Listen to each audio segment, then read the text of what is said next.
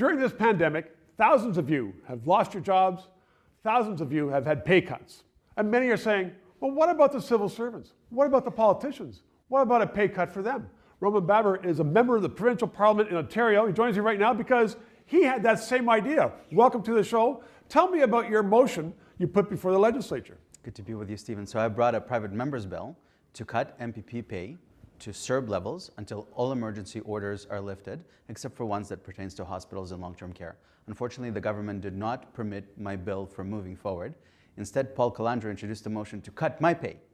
That was another Conservative MPP. That's a government House leader. That motion passed unanimously, but subsequently was ruled out of order by the Speaker. So you didn't take a cut, but your motion to cut everybody's pay who was serving as an MPP, was it unanimously voted down? Did anybody support it?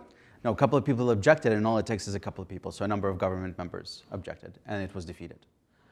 However, so were you doing that just to make a headline, to make a point, or do you think that leaders, our leaders in government, should also be paying a price for this? I think MPPs are very quick to shut down the economy, leaving many Ontarians destitute. More than 400,000 Ontarians have not resumed employment. And I think that MPPs would appreciate better the consequences of their action if they actually shared a burden, as the same burden that hundreds of thousands of Ontarians do.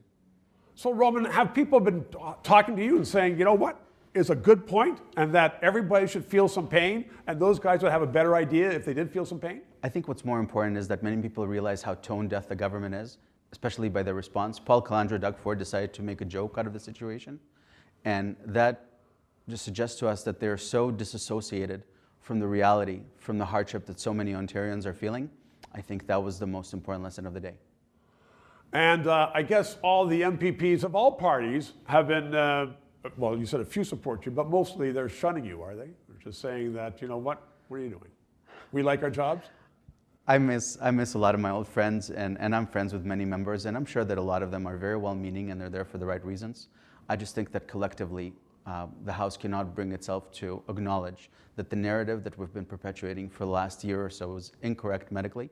COVID is a serious infection, but we need to focus our protection where protection is needed, which is among vulnerable populations and especially group care homes, and let Ontarians get back to a semblance of normal, because that's the best thing we can do for their health. Roman Baber, thank you very much. Important points. Thank you. 3 minutes. In these days of big government and reduced liberties and big spending and paid media, it's even more important that we have independent voices such as this, people coming on talking about the issues. At the very start of this production, we had some very generous donors. That's run out. I don't get paid. I want to put the message out there. However, the equipment, the crew does cost money. So if you want to help us keep on going with this thing, you can please send a donation. The address is below. Or if you want to sponsor this and have your name across, also contact us, because we want to keep going and have an independent voice. Thanks.